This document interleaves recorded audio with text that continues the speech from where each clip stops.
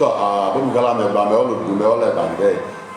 me ola ka won da jo adejo du yo mi so ma malaji le aso na chojo ku studio Gala People's Television adu ba wojo ka de be du ya ka ha do ase ojo du boga wojo chama cha ala adu e ke chojo agene ka cha no du yo du boga ku kene wali e andu ka che du yo du boga ku e de pa wa oni ki rai gala odo da ki rai gala andu kene na che ki aje ki amo ki ma choji che ga du boga ku mu nyon ba du abo gala e mu nyon ba du wa emu damadu abo igala emu jeba de damako wa emane gala de nyoba emabo igala de nyoba abodu ma chate ka mo na ojudo bogagu e chate ko ma bo ma pe wa mo na die odo bogagu e bo ma ja o e gide ti ka ye ojo chama cha la odui e gide ti du ade to anya ku bie gba na ale gudu to gba e fuche ki ne wa emi de ke ka ola wa last week le ati ka ola e mala di la le ka kini ti en kojo je pe ku uchi wa anya chojo du ki wa ana che gene ka cha che le ge kije a uwoji adu aki bulope kedu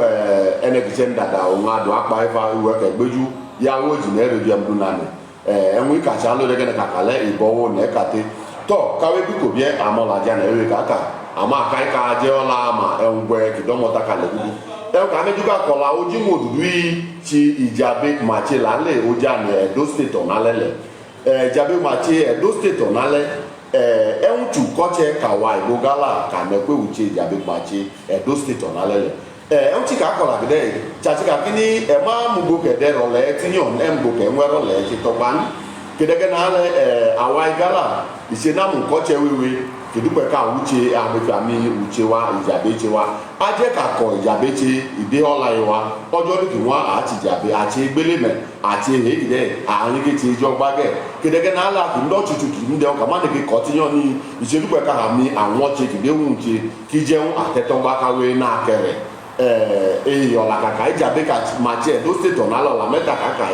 enchi aluka te ki de jabe Edo State pe ikogi èkejì ẹ̀hún tsojú ojú kìdáde Kogi Edo State pé Kogi ẹ̀kẹta ẹ̀hún láti ukọ́tsẹ̀ kàwa Igbo Gala nẹ̀kọ́ ìjàbí kùmàtsẹ̀ Edo State ọ̀nàlẹ́lẹ̀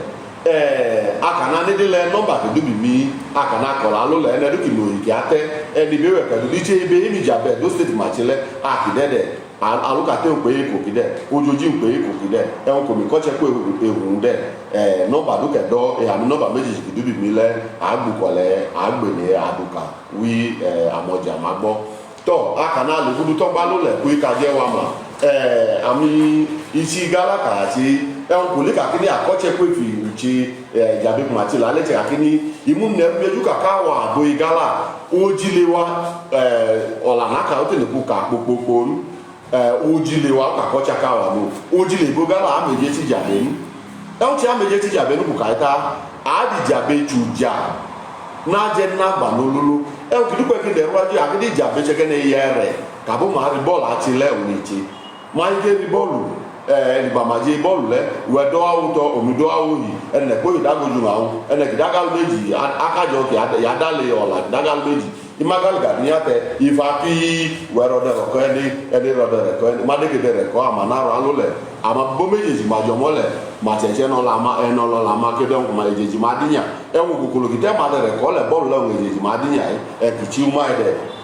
amanaro alule wete de je ball ko rebi obi ati de ku gba ko re na gwere omi na gwere we na dika ko mi eche omi na dika ko eche madewu gbogbo ene gmtega ene imro mtega ene madege otega ala magbo ene gmtega na na tile me no ati abedede boto a mo mele gide ko jakini mai ga ball le ro pa ma ba ko yi field mole ene gwere wa ile ti e na ewu ngedu kedu pai keduke tula kaun keduke du ball kwere aka ndam ba kwere mam ko nyiga tapale e mo du tu mo di mo du tu owo me ma he gwe ma he ko kedu ona ti me ke de kwe ko ro ke gwere wole kan di tim ka te bu we ko wan ke do na me ball da ma e me re bu chengi ni ha amero da mona ati jabe du kwe ma go de ama Awai Gala adi jabe che no la ololo ọma ye de jabe wa no ko de jabe we mi meto we ko wa nga kola ka ola megen ale mama na chi omi che jabe ole ku wa kai kudu ji ola mekmego ibakati jabe audu jabe Captain Idris wada bala Jibril se chocho omi chala Jibril se chocho ko na chi ibale ọma ye mi honorable Ali Abdul chi Captain Idris wada o ma chi ibale omi de che mojo mo wa don agba ala le wala adu atetunyola na akọlọla na ihe ameji ụlọ adamaru ma chunuku gbogbo ma ala enyola ma bọta ameji kedu ọla jabe amọla arụche n'ọla akọla kadola gajabela ala legudume ha adịda ajọ so ya na to de kai alima man o chele gbalele so ni chemke ma do na chena la jabe yo popopolu igba jabe da de mele we je omi je lo etu no jabe omi atu no jabe mi me ka gbogbo ki jabe le la legudu ele legudu ke ọmọ ayé kò ó nùkú gbẹ́ náà láti lè gbúdú kàdà tó jíjàbé ẹ̀dọ́ ẹ̀hún kàkọ́chẹ́ ẹ̀hún tẹ̀ kú ẹ̀kọ́chẹ́ pé ìjàbé pàṣẹ ẹ̀dọ́ state ọ̀nálẹ̀ ẹ̀wọ̀n mi àkọ́chẹ́ pé òun ẹ̀wọ̀n ènìyàn ànùmọ́ kọ́chẹ́ ẹ̀hún kẹ́nẹ́ ẹ̀kọ́chẹ́ pé ìjàbé pàṣẹ ìlàlẹ́ gbúdú ẹ̀dọ́ ọ̀nálẹ̀ ẹ̀hún kàkọ́là ojíhun òdùdú yìí dẹ̀. nọ́mbà dúkẹ́dé àmì nọ́mbà méjèèjì ẹ̀nẹ́kẹ́dìbẹ́ ẹ̀dùn wọlé kùkàí ti ibèfé mi òdùdú yìí ade newu ki idukwe kikpo nera wa ka chuche yodudu eju ka kola yodudu eju jabe do ogbutite ekogile elchi ke yedo gbutite ekogile jabe do onugo Obaseki idago joka idago owoka then eze ya mu ya dago owoke jejeji ma dago jabe bola mai but Obaseki ko npa eze ya mu adago ongo Osomole amadadago jabe kedu ka jabe ki Osomole che Obaseki cheche Osomole boji gboye adu jabe le doji but abe ye nele cheki ne ke duwi ola na ngeji ka de tugo ide kedu awai gala ichi makola ene na chalo ko le odu pe to yi ama amiyaji madoka amegbera madoka awai gala adoka etetawa amani kimudong ne ola dane de aki asigala mi sigi chane gala ya jine ibo gala na kai aba ati ka wa gala mu gba ise ni isi ka bo gala ti ki a ti miawu wo ma ni ke wa go mi onekiti ki tomi mama ni ku weche ma ku we ne te ka go eche ma ka kisi gala ka ti ana ka po lukan igala isi gala bo ka te ka de tàbí mà dojú palẹ̀ tàbí mà dídẹ̀ ní tìbí mà dáná gala inú gbòdú kì gala nù ògùnbù òyájú àtàkpà òkùnkà mà ẹni gbòkù mà àbẹ gala wà dé jújọ mà á tòlù ká ọ̀la gala dàmá dẹ̀ àbẹ APC ṣe nugu mà á tòlù ká APC àbẹ PDP ṣe nugu mà á tòlù ká PDP àbẹ pati ṣe nugu mà á tì mà pati but mẹ́ni gala dẹ̀ mà lẹ́ àjọ dàmá mà mí pati dúta nẹ́ta ẹlẹ́ ọ̀wé ẹdún ọ̀dọ́ nọ́jà ìwà anẹ́gbẹ̀ẹ́ mi ẹlẹ́ ọ̀wé mi Engineer Musa Wada igwe anegwo emi Ibro igwe emi Amodali igwe emi ni oduki kodo anegala ichi party kede uta benedo odu Musa Wada ama madamu jabo jele be jabele gudu me mamdadi akati gala ki obodu ma kolo ya chanyo ya chola diji mbuka tekade kedu ma ya kwala ka ko ka meni ma me le en kile gudu ma ile gudu en me du ko te bute jogba en kile gudu le gudu nu ma ti ya ene du che wa la ti na wa igala wa chola wa la ti eteki jabe ki la le ki du wa ko che pe ru de ala ti ka chola na ko ke ku di uji opini ko la ti mera no jele onu obo bini ifi eze ya modo ifi Obaseki do eji ma do palace atakpo fe ohun wa be oto wa oyo ye to jabe ko wa elawa ohun ti ni ka ani ge ne dukele ti no ka be awo to ka awo to awo iki ka awo yi ene na ki ka abo wuja ki den yuma do je ola ka ma kwa ne ma gbola ma medo we do ja den o mi matela lójú ọ̀gẹ̀jọ́jọ́ akàmẹ̀gbó wà mẹ́rin yìí kà fún àyà pólí kọ́pọ̀ fún àmú nẹ̀ parí yán pa kí nẹ̀ nẹ̀ dúkìá yán bọ́ ni bọ́ má pa mọ́ nẹ̀ ó nẹ̀ kàté gbogbo ndị jugo no ikuko na ka kele ku ya ku ga ko na ka kele ku le je yon no ama gbogbo wa ni ka ko no ku anya ku ki budo na ka ne ololo be ye ka gbo ije kina le ka ki jabe wa gala du be ka wala do i ati ma we na aye to bi we na aye to bi ana na kite ki de no ana ki je be bo ala lo ka ki jabe wa un jabe do aye ana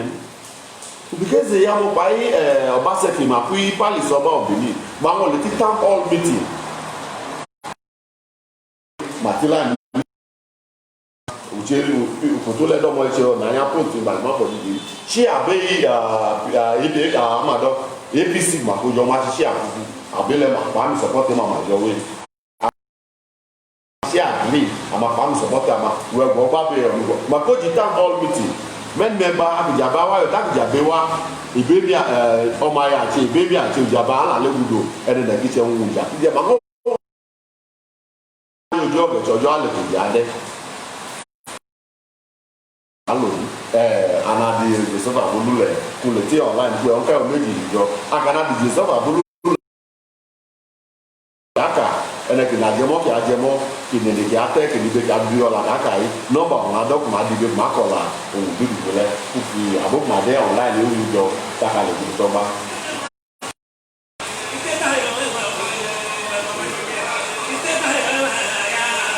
lo de ni so lo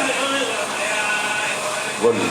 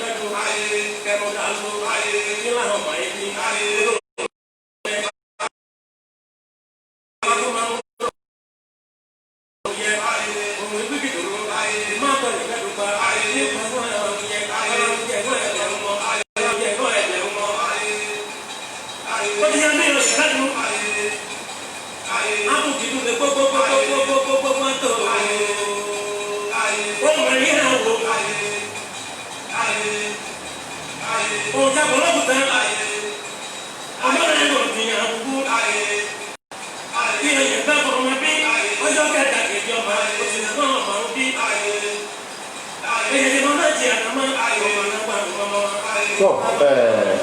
akana chalu le ona kana ka ile kedu igbele o ma ti ti do ehun kilale gudu ma du chawo ti ta ma de ke ma to ba aje ka ko ja be bo ni jo ba wa ta ya ti ja be do ne de ta de ke bu na ka ile abe ma ti ja be ilale gudu me e ki awo bi tu le ba ka ke di igala ne ne ke aka ma gbon ele apa ni ga gwa ka ka tu jodi ele di kina na gudi kina ka tu jodi ele de na gudi ka tu jodi na guni o wa ye ti e ti ki gala ni ha ni ga na ide idupe ba de ki gala ki ne ka igbo ba ke aka ku ma gbo ke ye ni media ichola jaben ichola party ichola gbo ke ku ola gala agbo de dama ka kola dama idupe ka no ne ka ke aka ba ka de wu so da gene di jabe la le kudu yi idupe ma ododo me na kedu ele te APC ni ene kisi idunga nana tuni o chene kisi awon governor emi ni kwefi abegala Edward Onoja ma hudo igala itili takiti deputy governor igala iti o ne kaya ti nana tigala le lia ati makweti deputy governor ni mi party e kete ni ta ni ele ti to mojojita lia gwana sigala poje kali lo la igala musa wa da ni wet jabo je le la le gudu me ko gwa ne kali lo la igala o ngwa ne musa wa da gwa na bo party mi le de musa wa da bo ma ro bi ma si jabo je le ma wa do edward abe ma ro bi ma si jabo je le ma wa do to we e ki la le gudu me bu ka so la je na mdu bo la ali to ba ha ba ti kedu emeju ko renda da e we do keke wo wu o ma bu du je pa èmi ní àkàjọ ẹ̀mẹ̀tì máa kàkígálà ánẹ̀nẹ̀dúwé gọ́ọ̀mẹ̀tì ìdáni àjẹ́ kàkọ́ ẹ̀dùn ní gọ́ọ̀mẹ̀tì ní mọ́mọ́kọ́ bí dépò ẹ̀ là ẹ̀dùn ní gọ́ọ̀mẹ̀tì ní mọ́mọ́kọ́ bí jẹun ẹ̀ là mamirẹ́bẹ̀ ní òdua ẹ̀ ra makọ́jọ́ nà ẹ̀ lójọ́ nà ẹ̀ pàdé so ẹ̀dùn ní gọ́ọ̀mẹ̀tì ní tiẹ̀ dúpẹ́ ká kójọ ká lò mẹ́gbà ìjàgbé làálẹ̀ dùdú mẹ́ gọọmenti ihe agbachi ọ na-akwa ibati dịkị na wụtayo inyo ampa ọ na-asị oyi onwomi amụ akụyo ịga ihe nke a na-egala na taka koja na wulo amrubere gọọmenti kedu etumabi ihe ọdọmele ma nkechi ekpogwu oji aname ekpotubi a mejukoro mọkọ steeti ha dị amadede ma mpocha macho so enyi ọtụlụ ịgba keke kakini ewedo ụgba nle dumikotu awedo ka mgba ìlígbà kíkálá dùgbẹ́ ká gbójú dáma abókùn àjìjàbélé máa lè amẹ́nitọ̀ amẹ́ kàdù mẹ́jàbé mẹ́jàkúlí mẹ́lẹ̀ akátẹ́wọ̀n dàmá àákàdù sódà kíkálá kìdàbí ló mú kákàkó mú kátọ́ba jàbékì lálẹ́ kedu jàbá yẹ wá 2023 dẹ́nẹ́ 2023 tẹ̀sí jìdá nàá tsókò kíkálá làbẹ́ ọ̀yá bíi àbíkàtsọ́ jẹ́lẹ́lẹ̀ àdàbí ṣe jàbé àdàbí kíkálá ta ìjàbọ̀ àti ìtọ́jọ́ òní eju òun àdùbà nàá tsẹ́ ká ọ̀jẹ́lẹ̀ kàkí jàbékì àwa Ẹdó stéètì Obaseki yanyeke du jabe etika kaki adu amuna ewewe awedo bai Oshomole amuna ewewe ma awedo ko kokuma butekoi amuna ewewe ma awedo ko amuna ni kwa dubi eze yamo dateki jabe je egene o ma cha mo Lagos revenue le ma nya ko Edo state abo ma nya jama je ala ale ma bo kodama ale ma tue mo ala de dugo akole jogba ajoy emi ni kade wi ugbe gbojide gala de ugbe gbojide ma de ugba gbojuru anete yidan jabe abona abola chaka amuya adamajo aka adago jabe o na mo ndago jabe o jele ta jabe do ale ya wa bo gala o na mo no ati kadago le bi di mada o no gunye nwuji je mama je jo gwegwan yokiti ise mama ko mu da mama ko mu ka dagba je ne ki mako ne ki cancel award iya formula enu ada governor òǹdẹ ó yà lè mú gbólọ́mẹ̀ ayọ̀ ṣáká nana tábì méjì nù má dùkẹ́dọ̀ wọn ti jàbé àwẹ́wẹ́tulẹ̀ jàbé ṣe ló máa lò gbẹ́jú máa ti jàbé mẹ́wẹ́wẹ́tulẹ̀ mẹ́ má gbòmùdà má mẹ́nẹ̀gẹ̀dẹ̀ ọdúnkọ́ àmì a ti ṣe ìgbọ̀wé ìnàjẹ́ a ṣe ìgbọ̀wé ìnàjẹ́ a ṣe ìgbọ̀wé ìnàjẹ́ àmà ti ṣe lóyún máa dùn ní máa jáde mẹ́nẹ̀gẹ̀dẹ̀ ọmọ àdúlẹ́kọ́ àná ama mi la pie ma dunu eli mo apo alomi la ma mule gbo na te ta culture la ko ile we so idupe ka lo da ma ka boji da ma jabe ki duala wa dola me na me bra me ne ki belo ti wa e belo ti wa a chola ka bi jabe pa belo da ba ko ke le ya ne gala le ẹgbẹ́ ẹ̀dùn ìyá ti kóbi ilé abẹ́jú rà mẹ́mẹ́ òògùn mi ìjà kejìrú mẹ́nà mẹ́tẹ́jú rọ́lá mẹ́wọ́n mẹ́tọ́ la mẹ́ ọ̀lẹ́gbẹ̀dẹ́ ẹ̀tsọ́ kọ́ akanyọ́ la ọ̀dà ọ̀gẹ̀tsẹ̀ akàn la ẹ̀ ilé akadàbí tó yí kadàbí kadùá mùbú ibù kadùá yà gàdá tẹ́ni ní àmùgbò yìí dídá ma tẹ́ni ní ilé ẹ̀dẹ́ òkè dàgbà àtọ́nà bí 2022 kíjà bí kí mẹ́rà náà kàkà wá tsọ́ la ayé si ẹ̀nà ẹ̀ wá tsẹ́ ayé si jẹ́ níjàmbí mẹ́rà náà kẹ́ dọ́kẹ́ adjẹ́ kí gbà péjú gbogbo ìgbà ewo dúdú ṣe gbogbo màmú tí kù pẹ̀kú nà gálà kí o jẹ́ jígo gálà dọ́tà bó gálà mẹ́gbà èkì làlẹ́gudu mẹ́ àtẹ́tọ́gbà ẹ̀hún kàkà ọ̀la dọ́mẹ́ ọ̀là kọ́lọ́ ẹ̀ mẹ́tì làlẹ́gudu lẹ́ ẹ̀lẹ́ lẹ́gudu mẹ́ èkì bọ̀tọ́gbà wa ábà àtìlẹ̀ àkíkà ọ̀la wa ìgbà tó gbẹ̀ká rọ̀ gbòjú dídámà kó dẹ̀ agbójú ajá de dẹkẹ gbà kí lọrọ èdèrè dẹmẹ ẹni tó kẹ ya nẹ kàtà ẹnudọ ayé fọmùlà ọnà wàdà gọvnọ ẹni tá àwọn ọmọ ọkọ tẹ ẹwẹdọ wàdà gọvnọ àtsà alọ ya bi àbí kàtsọ jẹlẹ ládà kìtì kò sẹfà fún do alu lẹ kálọ káwọn dàbí tẹ ọ adékìdé yí ọnláìn lẹ ká pamá àdọmọ anédè ẹnẹgìdì dọkì àdọ ẹnẹgìdúdú yà nọmba méjèèjì lẹ do kola kere bo na bi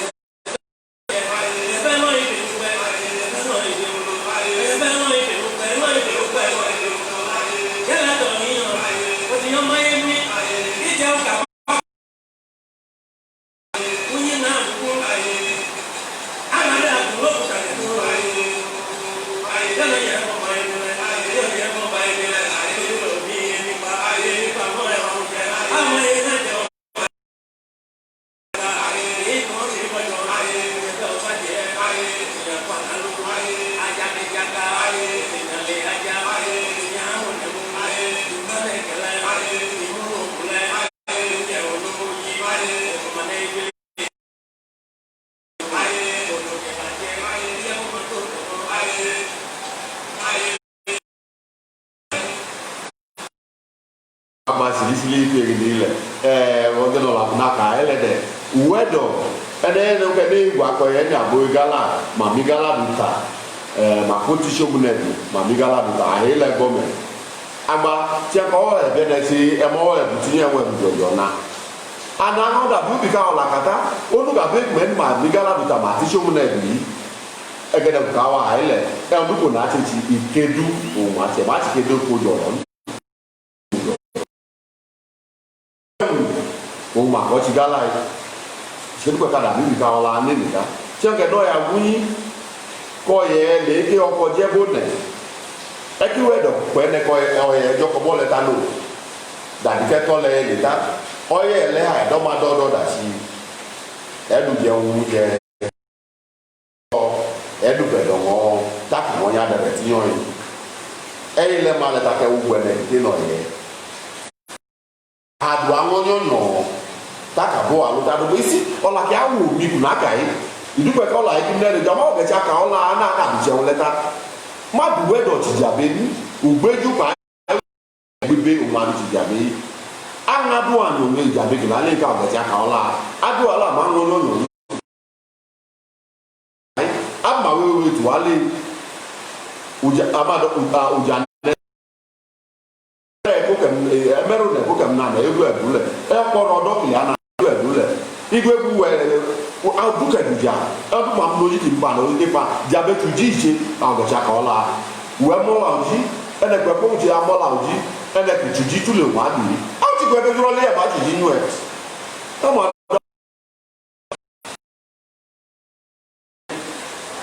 abeti taka mo ma ye tu e no ma ndu mo mu ne dàbí oníkatọ́lá ẹ̀mí kéré yàgbéda náà jẹ̀mọ́ ọ̀tá pàtì mi dẹ̀ àmọ́ ayé dẹ́ ká ọ̀la àgbẹ̀ mẹ́rọ ẹjọ́ àdàbí kéjì àtẹ̀wò kàjá kàyé kí àdàbí ní hàn ìgbà náà ẹ̀ka ìlú amálòyòyò kú ni ní adọ̀gẹ̀tsá ọ̀la ànàbó gbẹ̀ mọ́ adọ̀gẹ̀tsá wọn adọ̀gẹ̀tsá wọn àmúnà ẹgbẹ́ malamadọ́jọ́ gbàgbọ́dọ̀ àmúnà wíwí ọ̀lẹ́bí ìtsẹ̀mùkọ́ adé hàn ìgbà yọ ilẹ̀ àdàbí oníkà ọ̀ka ìtsọ̀lá pàtì APC gẹ̀ náà yẹ àtsọ̀lá pàtì PDP gẹ̀ náà ọ̀la ẹ̀gálà eki la ale dudu adze kakɔ ele ɛwùjɛ ati itse mɛ ya la ale dudu mɛ adabi onyi ka gbɔ la ɔdidi dama amuma ya ma tɛ nɛmu nɛbi ati ele de wa egbe lɛ ma tsi lɛ abe ma tɔ ma ye ma bi ati lɛ wa egbe lɛ ma tsi lɛ ele ti la anyakini la kpa ɔlɔko ki ma oko akidi lɛ akpe ìjɔbi ɛdi do atsɛ nɔ la ekpo gbalo mɛ dɛ abe ma tsi ɔdze lɛ dɛ ɔya bi abi anadze mu ŋɔm dabi ɛgbɔ wu. Àwọn ilé ilẹ̀ lè dúdú mẹ́ àdùbà ọ̀la kàdàbí bọ́lá dídáma ó dẹ́ ká kó mi wá kọ́ àbá àgùgbà ọba yẹn náà kò lẹ́ àpamọ́dúbà yà àbó kẹ́kẹ́ malada dájú yẹlẹ kò tẹ́ ẹ dẹ̀ tó àmúdúbà ọ̀la kàdàbí bójú dídáma ẹ̀ǹkẹ̀ tí ọjọ́ lẹ́lẹ́ yìí ọ̀nà kídàbí ti gẹ̀ náà wọ́n ẹ̀tọ́ dákòmí àti alẹ́ òtí kù tí dẹ̀ ń dá ti gẹ̀ àmúdúbà ọ̀la kàdàbí kò mú ká amako buka ni ene de ngo bien na tele ta ojo kije kale amaka ko ojo kije kale boda ti yan yan ta ti bota ti bo ola ado ma de ene ki do ke ado ene ki de ki ate ene ki na jemo ki ajemo no ba ki bi ale edu ke do eju abu ko le abu ka amu ne on kene ne ko mo kan ni ngo gbala le la le o ti ya ko do mo ye be mo le ni do do oye bàgà sí ní òtí náà náà ní kábọ̀ òkè òtí yàn kàkẹ́ ń oye bọ́ máa yẹ ní ẹ̀hún kẹ̀mọ̀dé omi jẹ́ta yọ̀ ẹ̀wà àgbà wà lọ́dọ̀.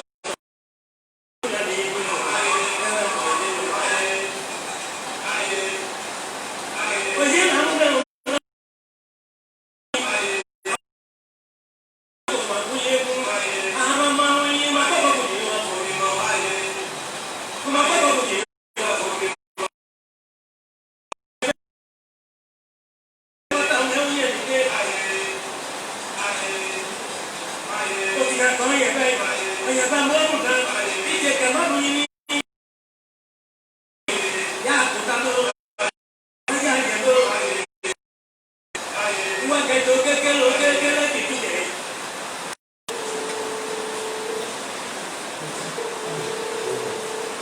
Hello. All of do. Now go right. Now go do you when I call right. Okay, what is that empire? Oh. Ọ̀la kan náà kan dúdú ìjàmbá bàtí ẹ̀ dókìlá lé òun gbé tìdé wà lè alẹ́ mà ní kejì ẹ̀ ẹ̀hún tí a lóka tẹ̀lé tìdé wà ẹ̀hún tó lójú ìdáde mà lẹ́pẹ́ wà ẹ̀hún àtúkọ́ tẹ̀ kẹ̀ nẹ́kọ́ èwúrò. Ìdè sọ̀rọ̀ ẹ̀rẹ́ ti gbá lé ìtọ́jú àwa àtẹnu ìwọ̀ líle líle tó. Ìpànù tí àwọn ẹ̀ǹdà pàmò àti ẹ̀kọ́ àmáyíkẹ́nẹ́ àmúgbàkẹ́nẹ́ máa bá fún sí máa lójú. Ẹ̀rọ lẹ́sìn ìyàwó yìí dá ìgbé màjà ẹ̀dọ́ yìí ó kéde pẹ̀lú ẹgbẹ́ tó ti dá yẹ̀ wá. Lọ rìpọ́tì padà dòdò adabi tó máa nana dáàbò tó adabi àti from 2000 the road in a just less than 6,000. Ẹ̀rọ tó ti dá yẹ̀ wá. Àmì ìyàtọ̀ bá ti àti ojú ọmọ rẹ̀ ìyá ìkàtà kan ní rẹ̀ ilẹ̀ lébi wọ́n dá mẹ́rin wọ́n jẹ́ ọ̀pá wọ́n fẹ́ náà àtìpẹ́ àkọ́kẹ́ta ọ̀la àbẹ́ ìdájọ́ àtìpẹ́ta àtìlẹ́pa àtìkọ́ba akíkọ̀ọ́lá ìṣẹ̀lẹ̀ lẹ́yìn ìjọba àwọn akọ̀rọ̀ máa bẹ̀rẹ̀. Ọ̀la yìí sọ̀rọ̀ àti àwọ̀ lóṣù.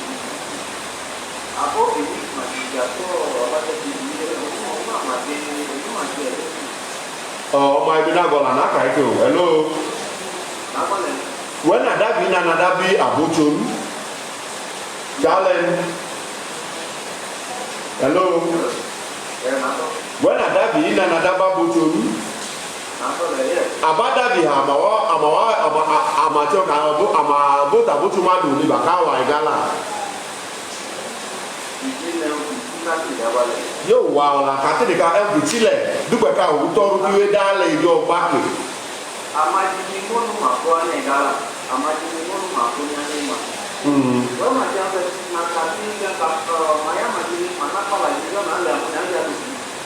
Nagole.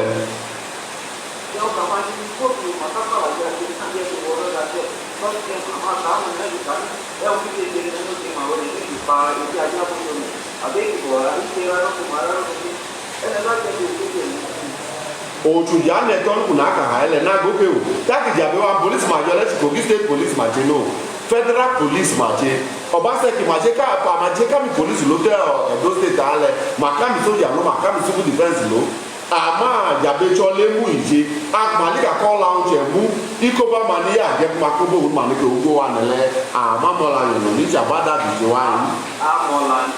na amojoko. Icha ajejo gbogbo ilicho na to bada ma to bi Muhammadu ko na gwa lo yo ene ki to pe e no ba gudu je e ba ke lo na bole ayoko protest kai ba mi ba ka sha te ki ba gbele mi ba ide ku yabo abegwa ya to ba atubi ene ki lide atogba ni la ilaha illallah ba je oyi o ki se menu ya na lo bibi we ke to ba ene ki ilu e to ba la lo bibi ile awon ke tubi e mo le to ba tí a kẹ́lẹ́ kí tó gbé ẹ̀kọ́ dágó pàtàkì wẹ́ Obaseki was in the donut now. You understand? Agba fi wéke máa wíke mútẹ́jì ọmọ ẹni wíke kídù yẹn ló wàá dùrù. Àìjẹ́ ọ̀pọ̀lísẹ́ ní wíke wẹ́ máa náà ẹ̀kọ́ kọ́ ẹ̀dàbí ọlọ́jọ́ rivers for your own security yẹn gbà kémi àmẹ́kùn tẹ́ máa wíke pa. Báwo ni mo kẹ́ni di abẹ́kẹ́ ẹ̀kọ́ rámájà wẹ́ náà àkódù rọ́dọ́dá ilé amọ̀lé àkódù.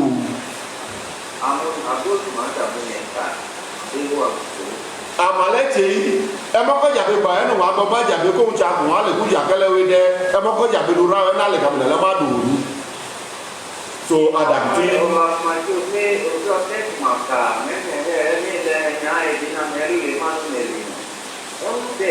adapti yi ka da bi mola enye ke ji ngo pa o fu ma nya ji ngo enu na are ke ji ngo enu de o hu na do ke bi ena du na bu ngo le jo le ta ke ene ke do mi ngo ekwa na o we na o etule ya mola ma he du wa ne abia na tule lale na ojo ki de yo ati ma do an le to mu cha kwa ajo yi ki agbojide da ma omi pe we kwa bojo hello we kwa bojo omi kwa yiba ene bi ku ekume ene bi ku ida aron dollar ada ma ki ka ro kola abogujo mada anoko mada na aka dole wa abogujo mada na aka dole a re come wa adu akoda aba da bi mole ka ro lu kwa je ti ba bija bele ya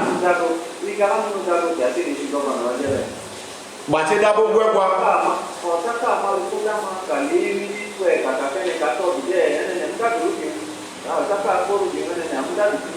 oyo la pame tapame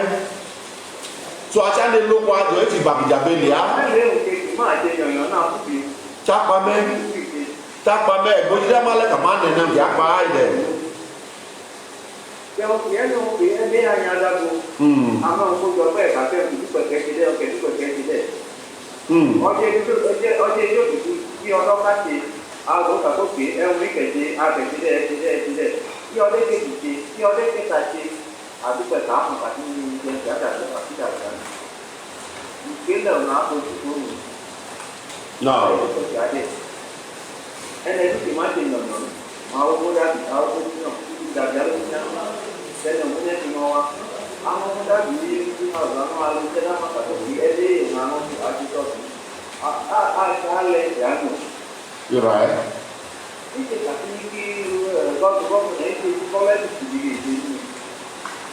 Now.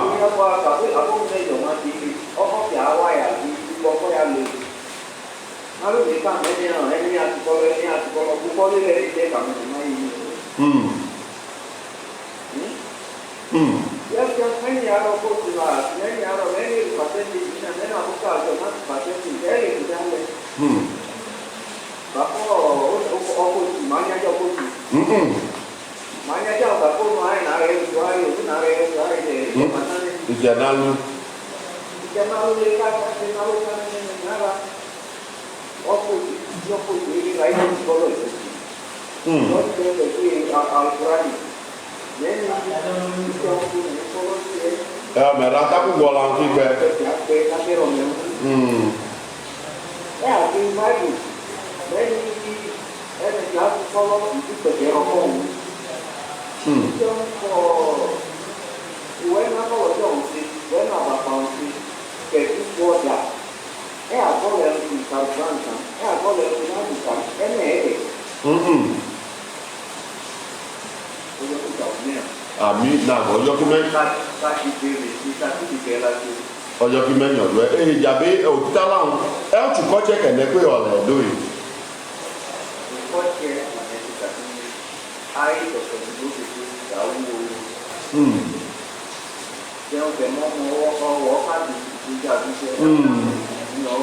Ìjẹ́ bùsẹ̀ ni ẹ̀.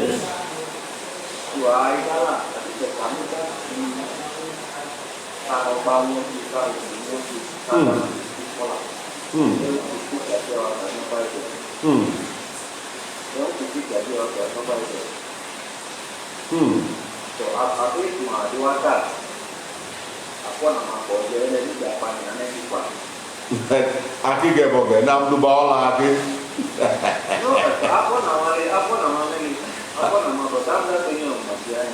Amuduba ọ́ la ilé àwọn àwọn ọdún kí àwé dá lè yọ gbáke. Thank you very much. Thank you very much. Àwọn ọdún kò gẹ̀.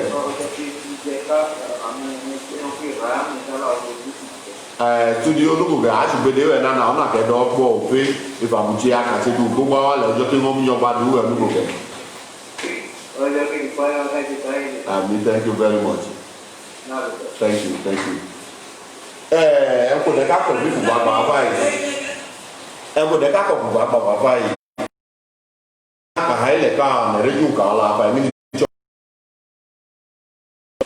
Ọ̀làkànà kà ètì ọ̀là PDP bà kí APC lò. APC olùkọ́ nà mọ́ nùgbà yẹ ọ̀yà abẹ́lò dàgbọ́ primary ọ̀jẹ̀ lẹ. Olùkà dé àkúmà nùgbà yóò mà ní ọmọ ní kété. Gbogbo màlẹ̀ kàdé. Màjọ gbọ́kọ̀ ẹlò ó àyẹ̀lẹ̀ ẹ̀yọ̀pákẹ́ ọwọ́ àwòtọ́ APC àyíkédé ní gáládù PDP àyíkédé ní gáládù àmẹ́ APC mẹ̀gbọ́kọ̀ jẹ́lẹ̀ mẹ̀mgbodú yányọ ọgbà àbò mẹ̀lẹ̀kàdé ó dàbọ́nù tìgálẹ̀ mẹ́ ìbìràmọ́nù dàgbàgbò pàìbélò APC àwọn agálámọ́nù dàgbò ọwọ́ PDP àbúgálámọ́nù ló tọ́ primary gbogbo mẹ̀lẹ̀kàdé àmẹ̀gbọ́jú òlè ọ̀wẹ̀lẹ̀ so all méjèèjì òun àti bẹ́tẹ̀ yìí sorry àti all méjèèjì òun APC màmúyàdù àdàgbà ẹ̀mẹ́dẹ̀hé ẹ̀fà ẹ̀mẹ́dẹ̀hé òkúná àlẹ́ká gbogbo àkọlà ànú mọ̀ọ́lá ẹ̀gbọ́n wò ọwọ́ èkejì gẹ̀ mẹ́dẹ̀dé àlẹ́ká gbogbo àkà ẹ̀gbọ́n wò tòun àdúgbò kàjọ ẹ̀ all méjèèjì àti ìyànnà àdùn agbọ́nyọ̀nyọ̀ pé ọjọ́ títí kọ́tà kàkàjẹ pàtì mẹmẹlẹ mẹwọ ọrọbì pé APC mẹtì PDP mi àlọ mẹtì nà mẹlẹ mẹwọ ọrọbì káwà ìgálà ìtùwéwé nà má ti yàgbé ní àwọn aláwéwé alùpùpù àwọn ọmọdé wẹ. ọmọ mi àjùjà gbọ ló àdàbí wọn lọ dàbí sẹfà bú òmùnẹ̀wò ló àpapọ̀ àyẹlẹ kàdékè alùlẹ̀ tọ́gbàló akíndàdédé sẹfà bú kí wà lẹ̀ àbúkùmẹ̀dẹ́ online ẹ̀ mẹ̀kọ́ kúnẹ̀kẹ́tọ́ ohun wọn mẹ̀kọ́ tìlísì. Bana ma u ba atule meyon u ka e keji koko wala ko yu we taka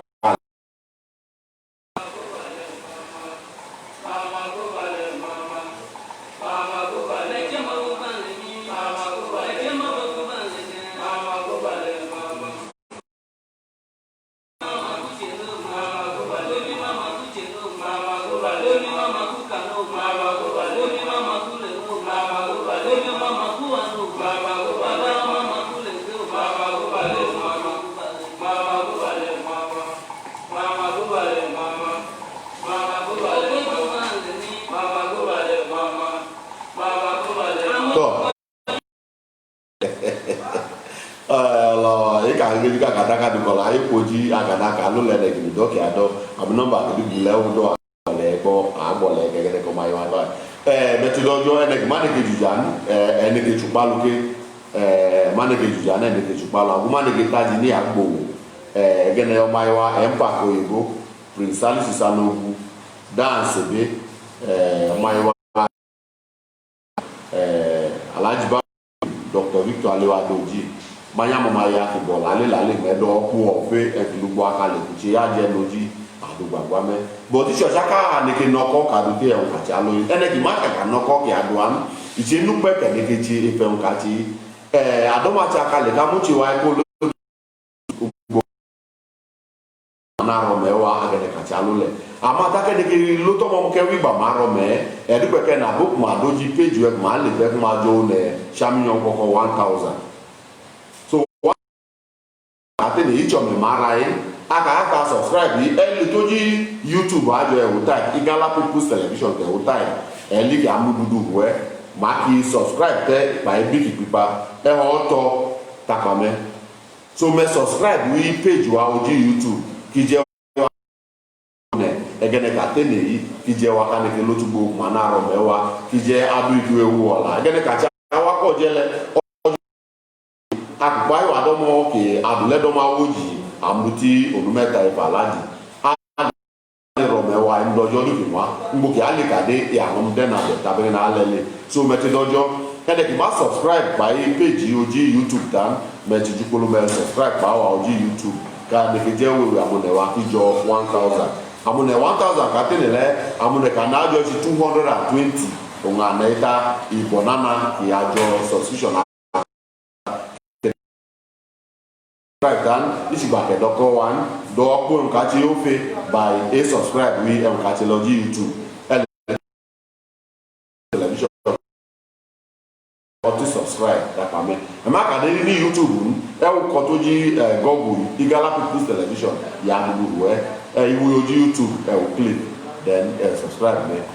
daga di che ko jo du ku ka ko àwọn ma ya be ma do ji line ba wa ko ma gwa lale daga le to ba ke du ilolan che ka abuk ma go mama do mo ma go awa ka ka yi ade ke do mo ka ka to ba lo ke de na le ma ya engineer fitumi jiga fitumi reshe ide online na wo do alisa ka ide online wo do Usman do ko inwa ọmọ alaji lu etu de o program ije pa na ya call we mbe anyara ro no Usman do ide online Joy Audu Dr. Joy Audu ide online nek de se nek chawe mi akola wa ba duka lu che akola wa gbogbo wala bi àwọn lale ọmọ wa Joy Audu ide online Prince Mohammed Mission ide online Yunusa ide online Ade Abukari ide online Akọ Lukman ide online Yakubu Yusuf Danjima ide online Musa Eliasu Podumire National University Commission alade kelale wiki kelale ichadamodo dogma biu agbede jakado any data ka abu che wi che dupe kama na kama na chile ibodi tawa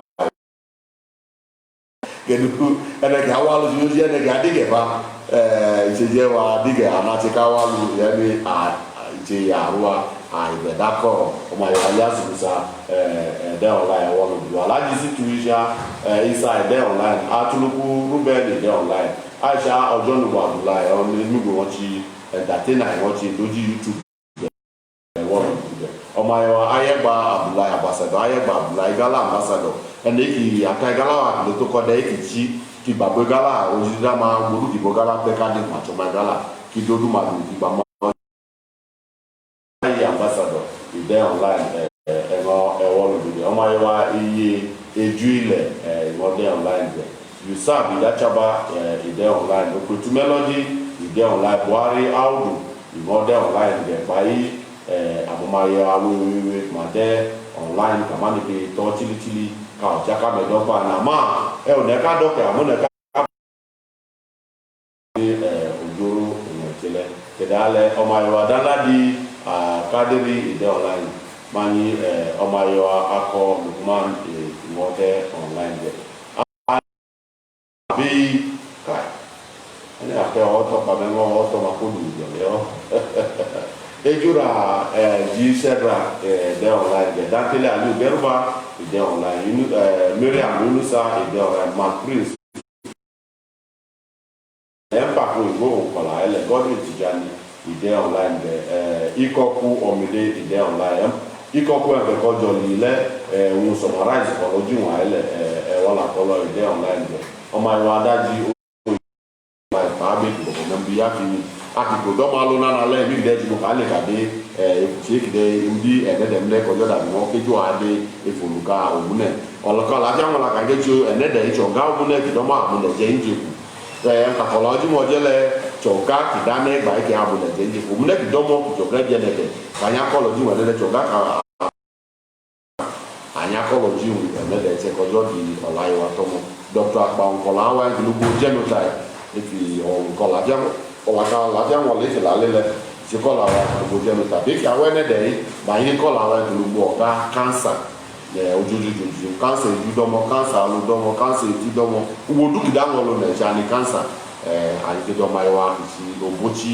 ọ̀là lafiya wọn la wa. takadabi adéjú ẹ̀gbà ẹ̀nẹ́dẹ̀m náà omijọba ẹgbẹ́ aláàjì ilé asúwò náà ẹ̀ṣọ̀jọ́ ń kú ti gbé Galaxy Plus television olùkàkàtì báyìí ọ̀pọ̀ ọ̀la ìdí olùkàkàtì báyìí láti ní igala òun àwọn àṣẹ tákẹ̀dé ìbátò múnẹ́dù tó àwa igala àyàṣẹ dúpẹ́kẹ́ àmì ẹ̀gbọ́jídé dáma fìjẹ wa fìjẹ ojú àmẹ́wà kìnnì yọpa àdàbí oyin ká pèlò àkàlẹ̀ kanẹ́gálà yọpa ìṣùgbà fìjà bẹ́ẹ̀ ni àtàkàtsọ̀ gidigidi àbókùn àdúpẹ́ mọ́tsọ̀ gidigidi mà lórí nọ́pọ̀ mà nánú mọ́má dìjà those states máa ń jà akọ́tsẹ̀pọ̀ mọ́ kaná oyin àti àtẹ̀yúnyànyà omijẹ́ àwa àtẹ̀yúnyànyà àtúndà kpọ̀lá ni jàbẹ́ làálẹ́gbùdù àmúdàbí àrọ́tsọ̀mọ̀wé àtọ́gbàlú ọjọ́ kìtàlá yà tọ́mọ̀ ẹ̀sẹ̀ nílẹ̀ ńlẹ́kọ̀ọ́jọ́ dàbí kéjọ́ adé òrùka ọ̀la ẹ̀ẹ́dẹ̀ ìṣọ̀mọ̀ ìmọ̀ aláàjì ilé àṣẹ